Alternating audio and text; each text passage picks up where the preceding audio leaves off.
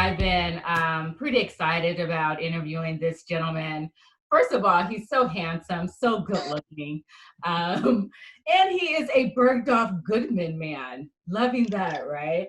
Again, Tanisha Laverne Grant with Black in America, and I had the honor of interviewing this afternoon actor Luke Forbes, best known for his work in Crown Heights. I actually had a chance to interview some of the cast from Crown Heights a few years ago. You've seen him on Atlanta. He has an amazing new doc out. Actually, it's a short film called Josiah. And he's been in a lot of other amazing films. Google him, IMDb him, do what you got to do, but get to know Luke Forbes. Welcome to the platform. Luke, how are you this afternoon? Thank you so much for having me. I appreciate it. So, Luke, I want to talk briefly about just coming into your career as an actor. Was, being an actor something you've always wanted to be? How did it happen for you? Because I know you have this background in education. You were a teacher, I think, or you worked in the New York City public school system. So how was that? And then how did you come into acting? I'm just trying to get a little bit of backstory about your experience. Yeah, sure. Oh, wow, it's so long. I'll try and give you the brief abridged version. So I interestingly enough, I did a lot of school before I became an actor. I got a master's degree in public policy with a focus in education policy. And so I worked alongside, the Department of Ed here in New York. Not directly with them. I worked for an NGO here in New York. Straight out of school. Gosh, you're bringing me back. This is it's a past life. I love this though, because this is what makes us who we are. We're a sum total of our life experiences, and sure. It's always great for the audience to get to know, who you are, what your education was like, and just how you got to where you are now. Because you don't just pop up in Crown Heights, opposite Nnamdi Asomugha. You know what I mean? You don't just pop up, next to Childish Gambino in Atlanta. There's a journey there, Sure.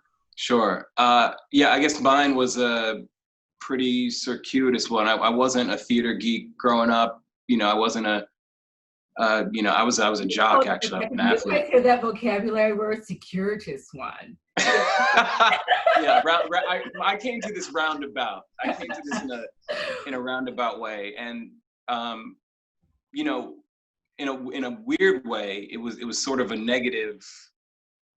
The positive aspect of me becoming an actor came out of a negative kind of impulse where I just felt, despite my education and my training to do what I thought I was going to do, which was to become kind of like a policy analyst, kind of be an agent for change in the education system here in my hometown. I, being, fresh out of school, couple minted, Ivy League degrees, idealistic and whatnot, I just found the landscape to be incredibly apathetic. That's my experience. Wow. Where'd you go for undergrad? I went to Cornell. Oh, Cornell. Okay. I was going to go to Cornell for an MFA and opted out. I don't know why. I don't know if that's one of the things I regret or not. I'm still trying to decide. But yeah. Cornell's a great school though. I went to Cornell undergrad, and then I got my master's at Harvard. I'm a big, and I was like this in school. I'm a big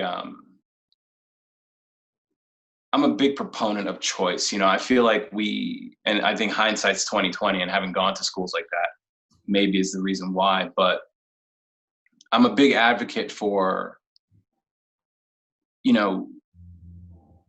creating opportunity outside of these kind of, outside of the institutional, landscape,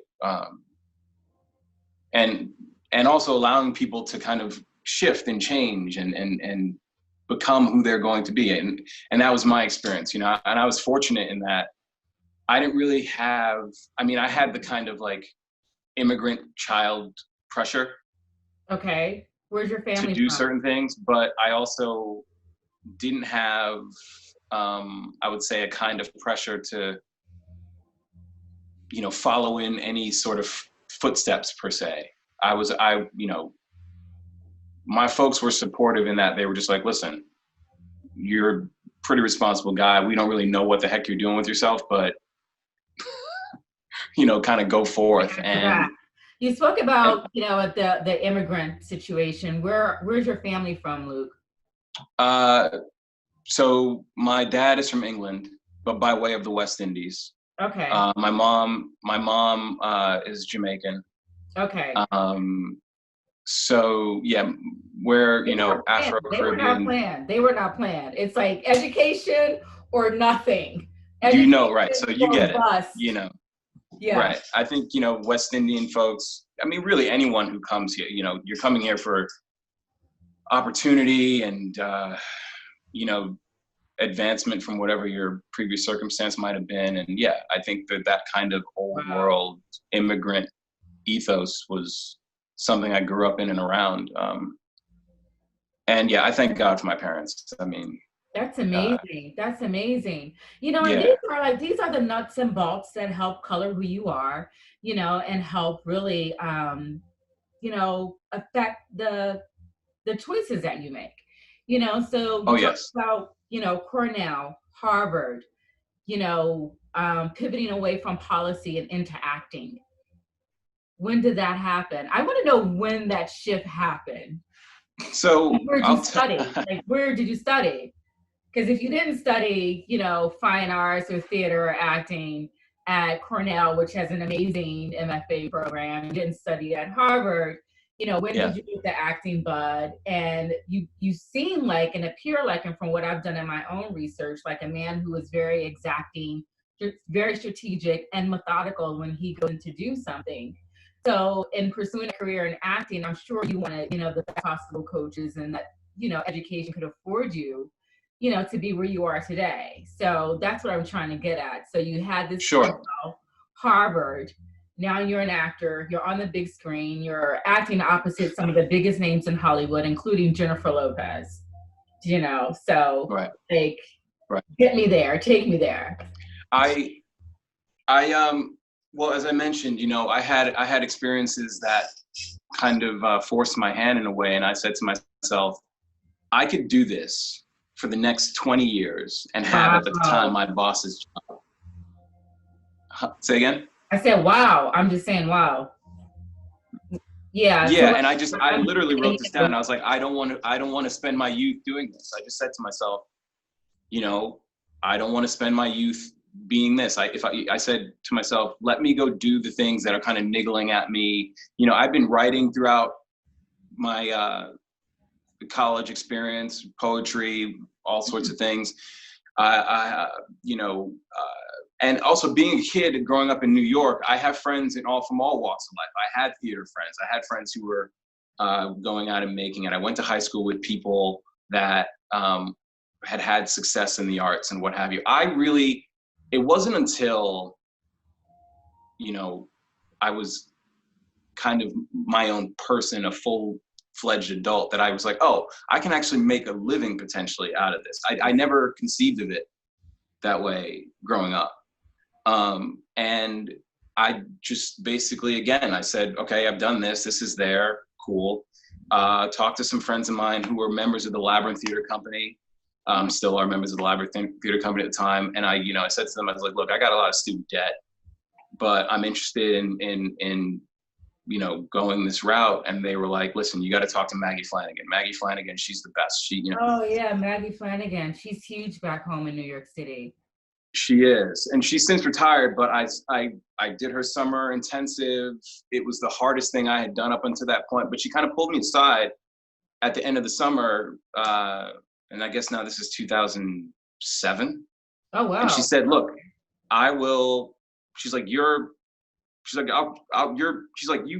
can do this, but you need to train and I'll train you.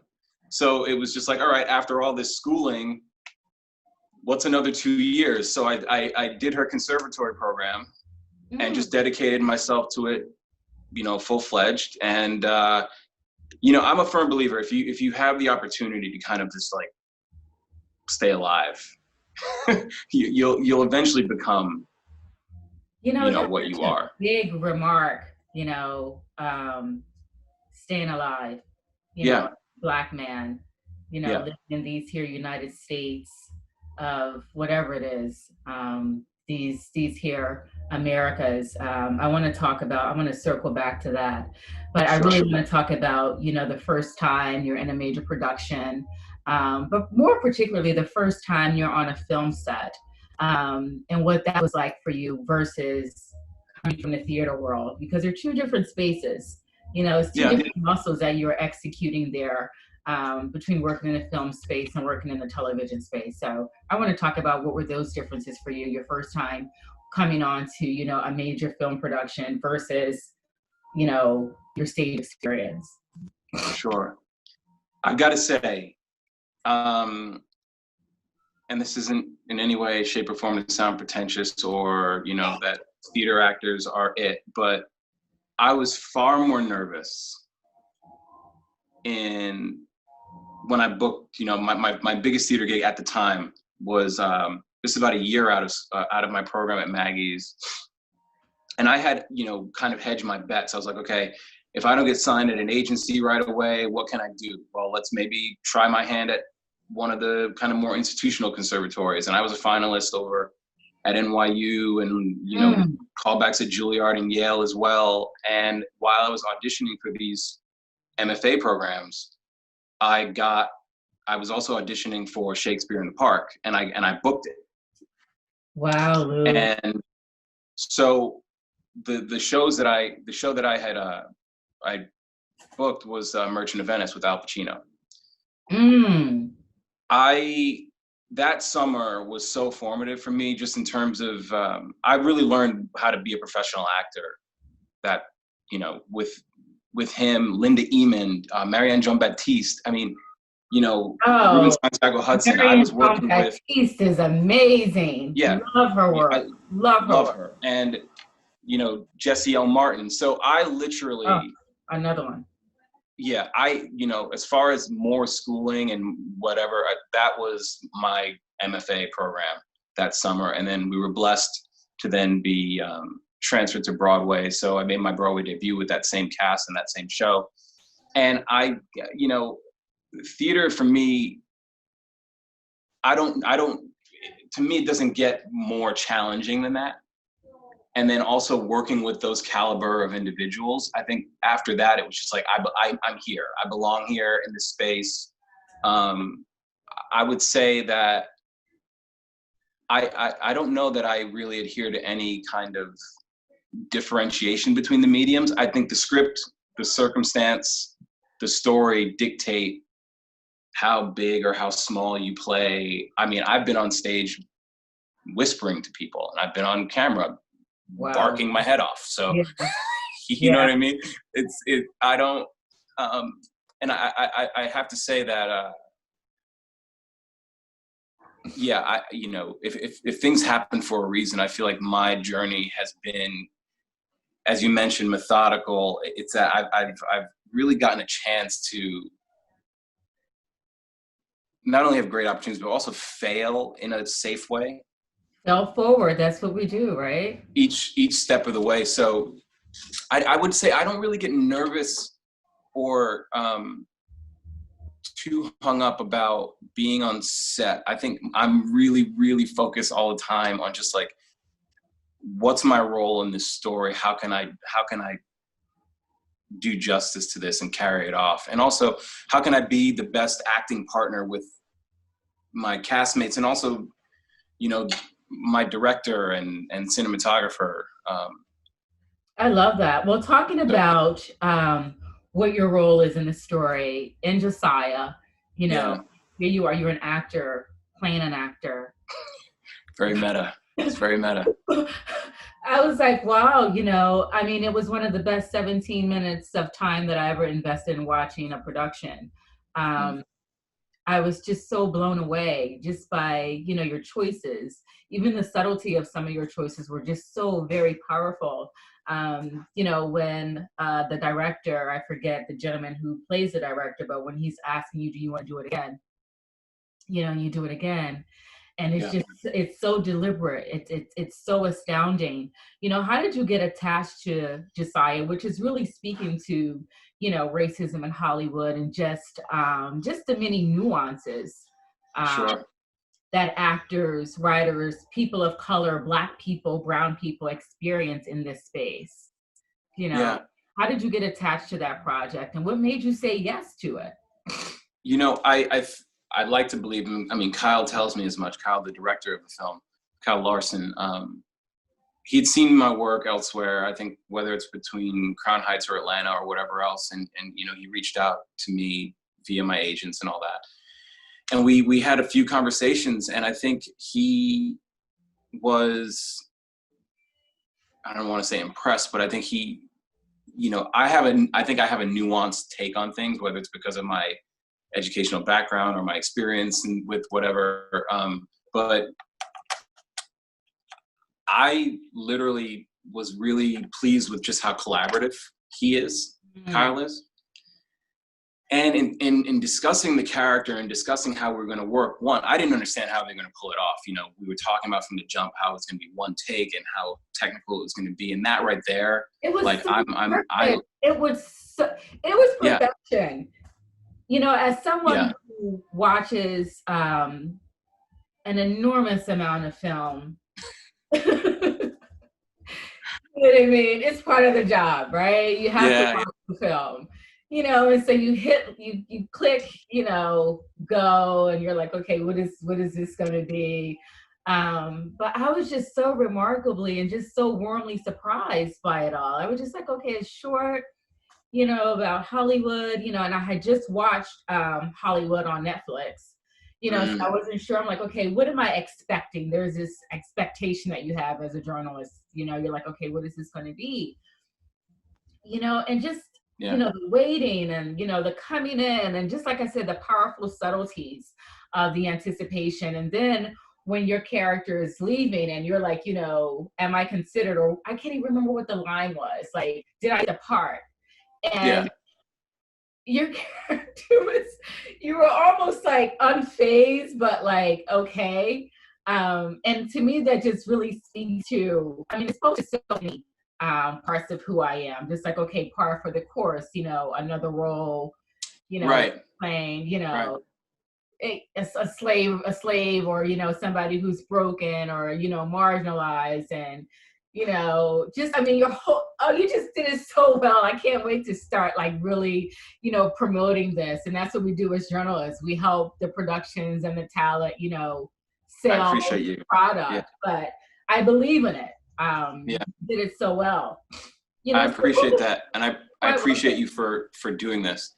Yeah. I would say that the hard work of it is what kind of, really piqued my interest. And then knowing that I was in good hands, because the story is kind of it's very open-ended on the page. I think it's a testament to the cast that everyone came to play. Yeah. That's one. Because of the nature of how it was shot and taken into consideration our cameraman and the cinematography, and we were putting this puzzle together, but it was a choreography. It was a dance, really. Yeah. And I would say, Kyle and I went back and forth on a number of things where certainly, there was the import of, these big issues, obviously, that are going to come up around the film, race, power, and this class dynamic, perhaps even within that situation. And then, Melanie's character, she brings up this references around sex and sexism. But for me, what was really cool was that I'm not interested in pedantic stuff. I'm not, the story was really cool because I come in, I'm there to get a job, and I think what's really interesting about the film is that it's how we miscommunicate and how, intentions, whether they are good or not, you kind of talk past one another, or you have an assumption about a thing and you're foisting your thing on someone else. And here Brandon is, Those you know, biases, Josiah. those biases, you know, the biases. Yeah. Yeah. And I think what was great is that I, you know, for me as an actor, it's like I'm coming here to do one thing, but then everyone else's stuff gets tossed my way, and now I've got to deal with it. So there's that shift. Yeah. And to me, it was it was nice in that I got to defend this guy without, you know, without having to shout from the room. I got to do it through the character. And while they're all losing their minds, let's say, perhaps in the room, I've got one mission, is to do justice to this role, to hopefully book a really interesting, if not well-paying job. Right. And I see what's going on with these folks in the room. But again, it's like, as we have dealt with oftentimes in this society, in the world, we get bogged down with your stuff, other stuff, because we are othered. Yeah. And we've got to deal with that on our toes. I mean, life goes on. I gave myself just the, you know, my attitude, as you mentioned towards the end of the film. I hope we're not ruining for too many people who haven't seen it, but I've got to go get another job. Yeah. Yeah. You know, like, what if I don't get this job? Am I getting this? No, you guys, you got to go sort yourself out. It sounds like you got some things to figure out I know what's up with me. I've got to go. It was played so well. You know, I want to talk about your own personal experiences, you know, working in this big space, you know, as a storyteller, using your body as the instrument, as an artist. You know, you are a true artisan of the craft, which is it's so remarkable when I have these beautiful conversations with actors who are true artisans of the craft. You have people who perform on TV, and then you have real, you know, what I just like to say, bona fide thespians who really are trying to tell a story, you know, in the best possible way they can muster through their instrument. You know, has there ever been a time in your career when dealing with racism, implicit bias, where you just couldn't accept the role, you know, because maybe the part, you know, just wasn't right for your philosophy, your personal philosophy, or that the production and the team behind it, you know, didn't fall in line with your philosophy? Yeah, I got to tell you, and I'm fortunate in the people I've surrounded myself by, and the people who have wanted to work with me, especially my representation. And this isn't hyperbole. I have agents who actually give a damn about who I am. And my manager is, I mean, Jennifer Wiley Stockton, she's just, I can't say enough about her. And we found one another, I think, because of that. And I looked very much so towards the track record of who these folks have represented in the past. My manager manages Sterling K. Brown, Brian Tyree Henry, you know, I mean. All amazing. Yeah. Amazing. I've interviewed them both. Sterling is exceptional. Yeah. Oh my God. He's big bro. He's the big bro. So, you know, I'm in good hands. And also, having surrounded myself with this quality of people, often these things get nipped in the bud. Like, so if something comes across their desks and they let me see everything. Oh wow. I don't have any pressure to say, or it's like I've got to do this, or it's like, no, I'm not feeling it, not interested. I mean, it actually just happened, you know, this happens actually pretty frequently. I mean, a few months ago, something came through and I was just like, we've done this now already, you know? And what was it, Luke? I'm just curious. Gosh, it was a pilot where I would have played, I think he would, you know, somebody who's on the wrong side of the law. Okay, gotcha. You know, whatever. Gotcha. And again, it's not that look, it could be good work. I don't know, a pilot's a pilot. But for me, I'm not, yeah, it's just not, I'm cool. You know Gotcha. what I mean? I'm Gotcha. good. Gotcha. And that's okay. And that's fine. 5 years ago in my career, when I'm just starting out, I'm not so above it that to say I wouldn't have considered it then. I mean, but I don't, for me, my agent likes to say that he's like, that's a good choice. That won't move the needle anyway. So Wow. from a business perspective, but also for me, I say to myself, I don't need to add any more of that To your to body the of work. tapestry of how we're presented in the world. Mm. So I'm making those individual choices, I think, all the time. Luke, when you think about a role of a lifetime, we have Denzel Washington, and one of his biggest roles was, of course, playing Malcolm X. We have Forrest Whitaker. One of his biggest roles was playing Idi Amin, the last king of Scotland. Halle Berry, Dorothy Dandridge.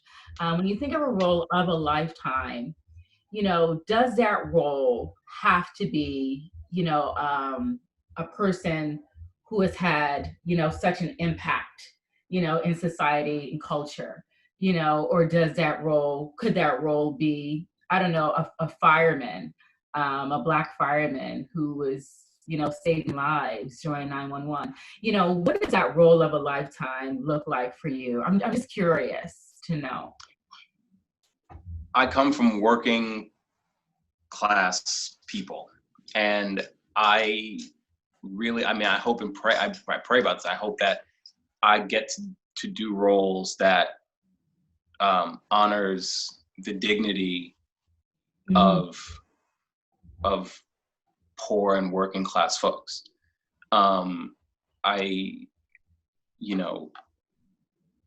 It's fun. I'm one role of a lifetime. I feel like I don't know how many characters I have inside me, but there are more than a few. Frederick Douglass, I would like your highlight reel on IMDb, and I was blown away. And it's so interesting because I believe that was 17 minutes long as well. I'm like, wow, what's with this number 17? Got to look into that. I don't know. Like, are the Aret's just trying to tell me something? I don't. Let's do some longer movies. Right. But even just watching your highlight reel was just so. I just love the intensity of an actor who makes careful choices for his characters. Sure. And you can see that in your work, and it's so powerful. I made an Instagram post last night, promoting this interview, and I'm like, I just want to see more of him. More. Thank you. Well, more, Luke. Knock on wood. I hope so. But I think, I would love it, and I'm gonna take a stab at it. But if there was ever a Frederick Douglass biopic, I think I'm the guy. I'm gonna put that out there for Hollywood. I hope you're watching. But apart from that, I'm trying to develop a pilot right now about a jazz musician who's kind of a virtuoso musician during the Jim Crow era, and then he kind of goes along the tour. Oh, I can see circuit, and I like that. Somebody he becomes an expat, and basically in my mind he's an everyman who simply doesn't have a country. He's run out of his hometown by racist white guys, and then he's got to deal with his comeuppance on a bandstand by guys who know he's about to take their spot. So he's basically run out of, he can't work anywhere in the US because he's done it all. And wow. And like many of our predecessors, like he finds some modicum of freedom in Europe, only to have World War II begin, where he's then faced with where do I go? Do I go back to this home that's also a foreign land?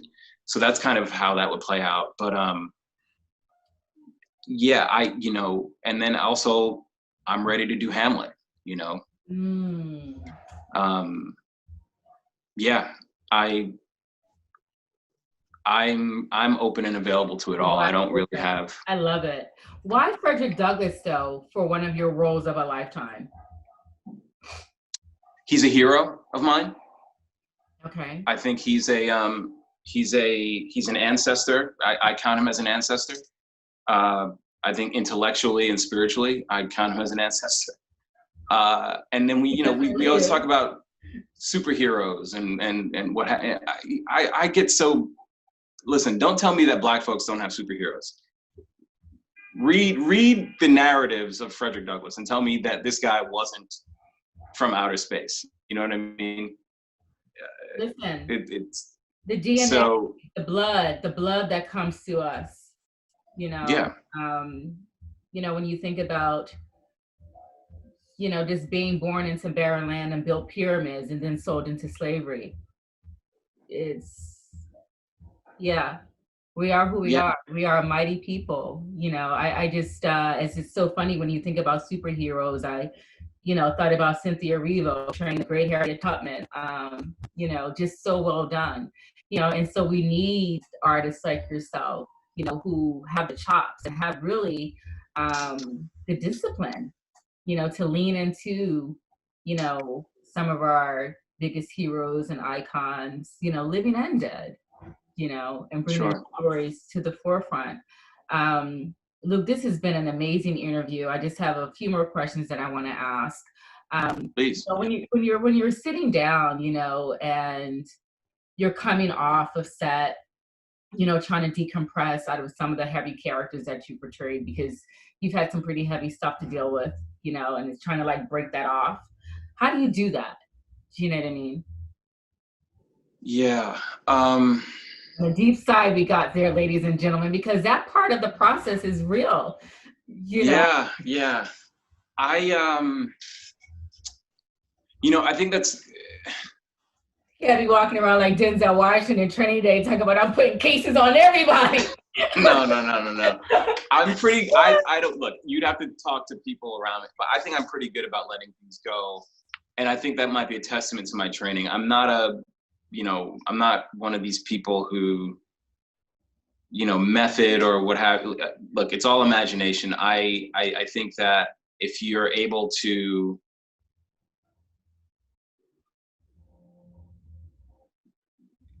kind of find the universality in things, and it takes it off of you a bit. I'm not bogged down here trying to find some terrible circumstance in my own life to relate back to the work. It's like, listen, how would you feel if XYZ? How would you feel if your son passed away? How would you feel if your mother went? Like, I'm a human being. I don't need like massive outside, I think, help to get to certain places. And in that way, if it's about empathy, I get worked up if I read the New York Times, too frequently. You know what I mean? So it's easy to do, especially with everything that's going on right now. Yeah. So I think I'm able to really zip it up and just kind of, I hang out with my friends, when I'm at work, I'm at work. Okay. When I'm not, I'm not. Okay. And I treat it like work. I'm not really after some kind of like catharsis. If that happens, great. But and that way, and this is something I've done for myself, where it allows me to keep my sanity. Also, therapy. Therapy is key. You guys just hear that? A Black man is in therapy. Please take note. Take note. Listen, we all need it. Yeah, I mean, I have my own personal philosophies that I adhere to and I study, whether it's Stoicism, I'm a Christian. I have a therapist that I work with.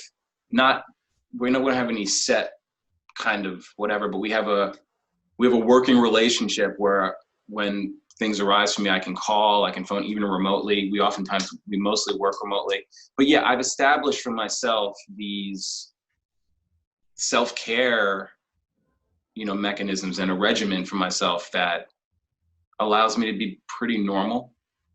I have a lot of other interests.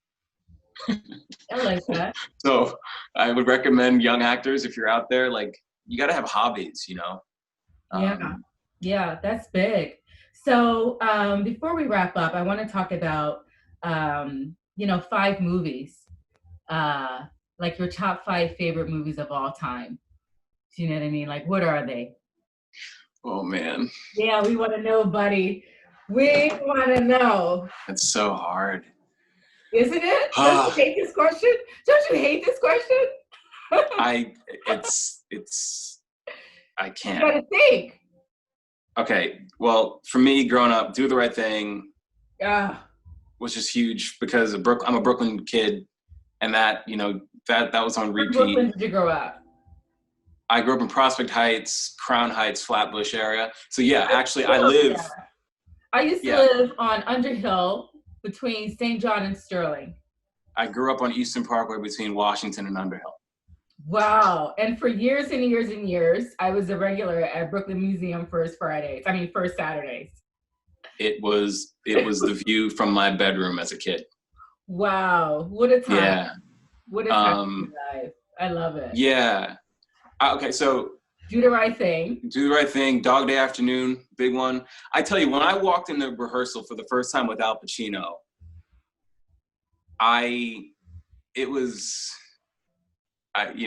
those moments that just stick with a person.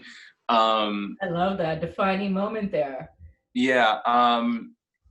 The Talented Mr. Ripley. Oh, that was good. It's just it's interesting that jazz story I mentioned to you. If I got to a point where I could get it made and do it the way I want, it has to have that. It's so sumptuous, it's just so, and I thought Anthony Minghella was just a phenomenal director. I do want to go back and rewatch that. I think I'll sit and rewatch that tonight. Yeah, and he was taken way too soon. Oh man, I don't know. I'm gonna say some French wave stuff. We got two more films you gotta name. It's so hard. I can't.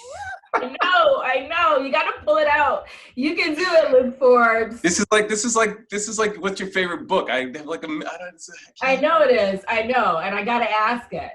I just, it helps me. I just like to see, where people's minds are, what their photography catalog looks like, what you may come home and pop in after you've had a long day on set. So I can see you coming home from Josiah, like, oh, okay, you know what, that was a little heavy. Like, what am I going to watch? You know what I mean? Am I going to watch Do the Right Thing? You know what I mean? Is it going to be The Talented Mr. Ripley? I'm pretty confident that night after Josiah, I'd probably watch some stand-up comedy. I watch a lot of stand-up comedy. Oh, wow. Well, speaking of stand-up comedy, genius, Dave Chappelle, Half-Baked. I'll throw that in there just because. Yeah. And I don't know. I recently watched Psycho. Wow.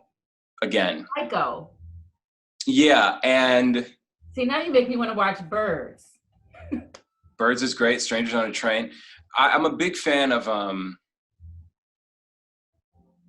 the intellectual horror film. Like I'm a big fan of Patricia Highsmith, like her literature. Her she wrote Talented Mr. Ripley, but I don't know. It's so varied. I like stuff from all over the place. I love it. I need to read a little bit more Patricia Highsmith. You just taught me something there. Oh, you can't go wrong. She's the best. When people talk about suspense and thriller, horror, like, she's the best. What did you think of? Did you ever have a chance to watch Spike Lee's The Sweet Blood of Jesus? No. Yeah. No. It's a remake of Ganja and Hess. Yeah, no, I have not, and I'm looking forward to Catching the Five Bloods as well. That's oh wow. That's on the catch-up list. You gotta watch The Sweet Blood of Jesus. Sweet Blood of Jesus. Yeah, A Spike Lee Done. film was the first film that you mentioned on your top 5, Do the Right Thing. You have to watch. I'm telling you, Luke. Yeah. When you Yeah, I watch mean, it, he has a great catalog. I Do the Right Thing for whatever reason. I remember, and it's so current today. Do the Right Thing is yeah, so current today. Everything that's happening. George Clooney, sure. Samira Rice, Philando Castile, Sandra Bland, Breonna Taylor. You know, is sad commentary. For Yeah, a film that was made pretty much 30 years ago, yeah. um, to be very prevalent today. Yeah, I feel like we're also just at the tip of the iceberg here, with what we can expect from folks, and I'm hoping that during this time, I'm actually quite optimistic about a number of things. But with Josiah, people keep talking about just how much they appreciated the technical aspects of the film, and how'd you do that, and how long did it take, and da, da, da. I'm like, listen, we did it in 2 takes. Mm. Everyone came ready to work, and if we can, it's a short film, sure, but it's a film, and I just feel like there's so many. Josiah, Luke, is a masterpiece. Yeah. Well, I'm glad. Look, Yeah. I'm glad you I don't enjoyed it. care if it was 5 minutes. How many movies have we watched that was 2 hours long and there was only one poignant Sure. scene that was 2 minutes? Yeah. Yeah.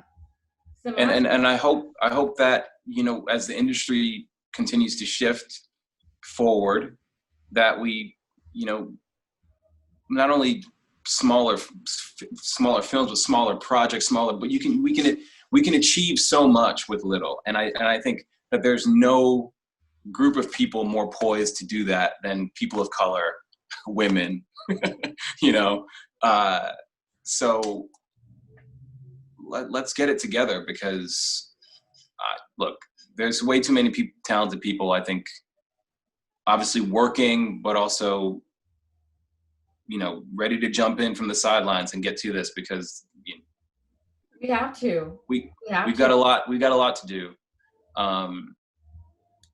Yeah, and again, with Kyle and his wife Jen is a cinematographer on this. She's brilliant. Yeah. Why do you want people to see this film, Luke?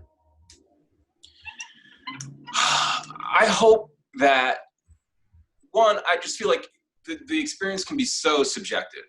Obviously it's about race because it's about race. It's about our history in this country because it obviously touches on that. But what I thought, even going into the film, what was really interesting to me was, the way I played it, and shout out to Melanie Chandra, who plays the casting assistant. Yeah, right. I kind of made her my villain. Whipping girl? No. Yeah, well, for me, in my mind, just because Yeah. her inquiry is what sets it all off and makes it awkward, right? Yeah. And is this the place to do this? And why are you bringing your stuff, whatever it might be, to the forefront in this space? Yeah. But it happens, and we've got to go from there, right? But what was really interesting to me about the script was that no one in the room is operating from a place of malice. But whether you like it or not, the history precedes you, and you have to own it. So we can either not have the conversations, and business as usual is not going to, these things are going to erupt at unforeseen times and in unforeseen places. So why not have the difficult conversations and operate, hopefully, moving forward from a place more so of good faith, so that we can all, just live in a better world. I think the film made a lot of my friends uncomfortable who didn't know what to expect, but in the end, they, you know, almost to a person, they said to me, I really enjoyed how, you know, I was able to be part of this very weird, uncomfortable Luke, I thing. gotta tell you, Josiah is the film that is shown in film school. It is a film that is shown in J school when you are talking about aesthetics and criticism. You know, Mm, it's the film. It's so nuanced, it's so layered, it has race and politics and sex, you know, these choices, these quick decisions that we have to make. You know, I watch your character make this quick decision about, you know, am I going to lean into this or yeah, am I going to just back out yeah, of it? You right. know, and these are the life decisions that we're faced with every day, dealing with the microaggressions every day. You did a phenomenal job. You should really pat yourself on the back. You know, Thank you. I it's appreciate it. already, yeah, it's already in the conversation for, you know, awards. And I just really I hope that it goes the distance. You know, I want to close out in the spirit of he for she. You know, he for she in Hollywood. Just give me three actresses that you can consider yourself a he for she for, an ally for, you know, three Black Hollywood actresses that you just love and admire, you know. I already mentioned one, Marianne Jean-Baptiste. She is a titan, in my opinion. Yes. She, I, and having gotten to work with her, I know this, but you know, it was one of those things when I was working with her, I remember thinking to myself, I was like, man, and again, when I learning how to be a professional that summer, how talent, you know, isn't the only thing, obviously, that how we get Yeah. to where we're, yeah. And I don't know of an actor working that has more goods than she does. Angela Bassett. I mean, she's a goddess. Amazing. Yeah. You know, I love her.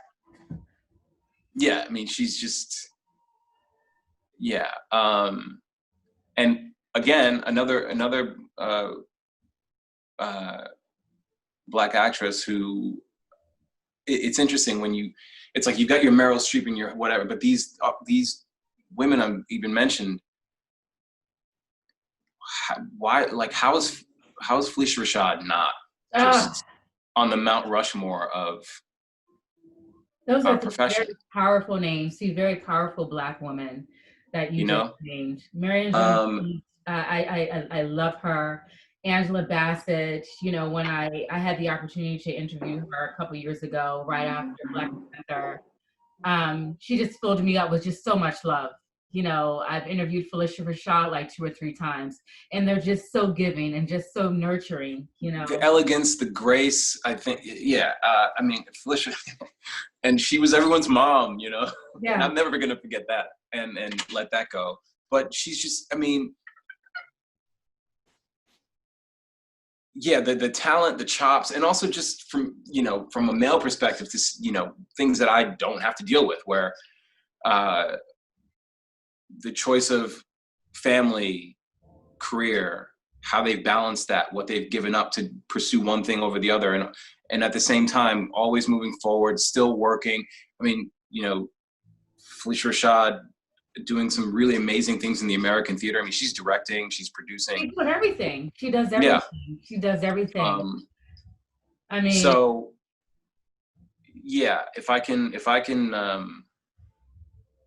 do marginally as well as they've done, I'll be very happy. oh wow. And you know what? We're going to end it there. Mr. Luke Forbes, I wish you all the best in your career. This was an amazing interview. Thank you so much for your patience in the beginning. All the best with Josiah, and I cannot wait to see more of your work. I cannot wait to see what the future yields for you. I appreciate you. You're so kind. Thanks for having me. Oh, you're quite welcome. Bye-bye now. All All right, right. be well. Take care, my love.